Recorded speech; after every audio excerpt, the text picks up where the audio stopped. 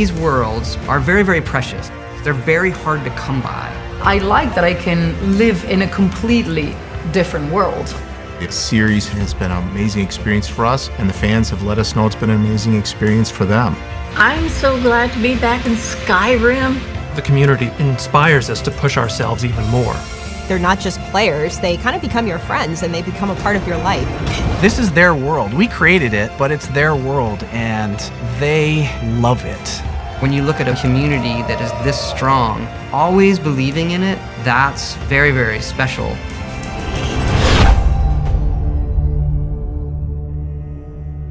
I was looking at some pictures the other day and just seeing how young we all looked, like we were just kids back then. When I first started working on the Elder Scrolls, there were less than 10 people working on it. It was a very, very small team. They were great times. We were having all sorts of fun, and it was definitely an atmosphere of camaraderie. Everybody pitched in and did whatever they had to.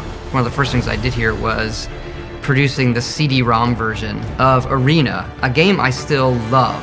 Specifically what I remember about Arena, the thing that really sticks with me is the sense of the size of the open world and the possibilities before anyone was referring to games as open world. I remember walking into the city of Daggerfall and just thinking, how is this so big? I could just walk for days. I put a lot of time into Daggerfall, actually. More than I care to admit. Each game has that moment where you work and then you see it kind of pop off the screen where like, yeah, that's it. That's the magic. With Morrowind, it was getting that moment where you step off the boat. I'm talking to these characters and like the interactions were like so real to me at the time.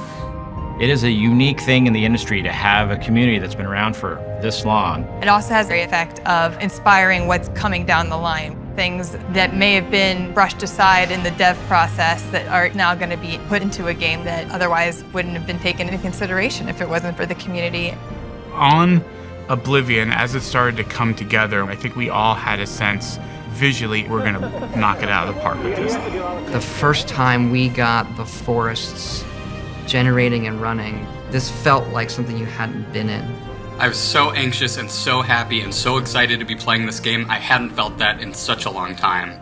The community and the people who play this game are 100% of the reason you do everything that you do for a game. If that's not who you're doing it for, I don't even know why you're bothered making it. Every single game, we basically throw out everything we did in the past and say, all right, it's got to be better in every way this time. How are we going to do that? We approach it as its own thing. We absolutely listen to the fans. We read everything. We're going to focus on what we want this game to be and what it does well. In Skyrim, we pushed the needle over on the dragons, where they were beasts in the world. Someone had put them in the game, and then we were just testing something else, and this dragon randomly arrived and created this magical moment of havoc. So, okay, this is going to be something special. QuakeCon 2011, about 3,000 people got in to see Todd demo Skyrim. He was just sitting there with his Xbox controller. At some point, a woman went into labor, but for whatever reason, I think because Skyrim is awesome, she did not leave the presentation. She wanted to stay until the end. It's so amazing. It really is. Skyrim was what people were searching for. Today's the eve of 11/11/11. We're about to go pick up Skyrim. This game has changed my life. Skyrim brings people who don't play games into games. Holy cow, I'm gonna die again. Skyrim grandma is, I get tongue-tied, her name is Shirley Curry. She's been playing Skyrim for a number of years now. And she's just very passionate about the game. Didn't I just charge that with a grand soul gem? She's honestly one of my heroes in the community. These are people that are playing the game as obsessively as you were making it. We didn't know Fus Roda was going to be a meme. Fus Roda! I didn't catch that. Fus Roda! They're an expression of the community's joy or whatever other emotional reaction they might have to the game. And every time we see it, we go, yeah, yep, that's right. Sweet rolls have been in every game, but we don't know that people are going to latch onto that and want to make them in real life. They are the passionate community that keeps us going. I used to be an adventurer like you, and I took an arrow in the knee. Can we go back a sec? What did you say? I used to be an adventurer like you, but then I took an arrow to the knee. Yeah, I thought that's what you said. We told fans that the first person to have a child on November 11th, 2011, and name their child Dovahkiin would get Bethesda games for life. And there is a child that was born that day that they named Dovahkiin.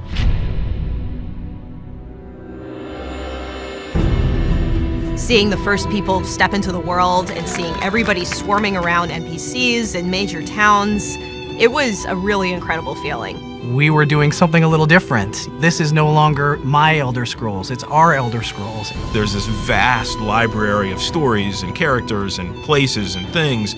That relationship between us and BGS being so strong allowed the whole thing to happen. No, oh, tears. There's no way he can get past Oh, God. the Daedra. I like to think of the game as we built the house, but the community really makes it a home. Some players have even met their significant others and gotten married. After meeting somebody in ESO, they get married in real life. The Elder Scrolls Online community has definitely become a family. They even use the hashtag ESOFam kind of lovingly. Casual Ranger runs a guild that really is into helping new players. He would go to players who were kind of by themselves and say, hey, come sit with me, come sit with us. Last year, Casual Ranger, he was expecting his 4th child and his computer died. So the community very quietly raised enough money to surprise him with a brand new computer. You guys seriously have blown me away with your generosity. I've had people message me on the side sometimes just with, want you to know that your game kind of saved my life. Knowing that we've had an impact on somebody's life like that, it really means a lot. We get letters from people that are like, you know, it got me through a tough time in my life. I was able to play with my dad or whatever. Like, it can mean surprisingly quite a bit to people. They can live in this other world that allows them to be strong or explore or get out of your own head for a little bit. That is not why you set out to make a game or make something, but when you see the impact it can have on somebody's life to get them through a really bad time, those are the ones for me that mean the most. It's amazing to see that it keeps growing. It inspires you to do great things. The Elder Scrolls is really rich and has been able to go beyond being single-player RPGs to a card game that has, been lauded for being unique and different. And then being able to see it expand from just a PC game to PC and console to now it's on mobile with Blades coming up. I mean, there's some really cool things in the works. It looks and feels like Elder Scrolls, but it's made for your phone. It sort of harkens back to Arena and sort of the classic dungeon crawling experience. That's the most fun part, which is being able to figure out what the community wants and then giving them more of that. We're building the technology now that is going to fuel our future games. We're using photogrammetry to scan in all these real-world assets and push our future tech for games to levels we have not done before. With the encouragement of the fans, we're even immortalizing Skyrim Grandma using that technology. This means a lot to me because I would be extremely happy to know that somebody else was playing with my character in a future Elder Scrolls game. Watching the fan reaction videos for Test 6 and seeing people get emotional about it, it's a pretty incredible feeling. It's sort of an obsession to make the perfect Elder Scrolls game, so I don't think that's ever going to go away. I imagine my grandkids will be playing new Elder Scrolls games. I imagine their grandkids will be playing new Elder Scrolls games, and that they will be new and fresh and exciting. I am confident that at a 50-year mark, there will be people that care about it, and that says a lot for the series. Our fans are the biggest, most important aspect of our games. They're a family in a way, and this becomes the Bethesda family, and I'm just proud to be a part of it. It's all about the community playing together and being together. I think when we look back, it speaks to us always believing in it, the fans believing in it, and our shared history. It wasn't this thing that just magically appeared. It was a very long, steady road, and we hope to walk that road for a very long time.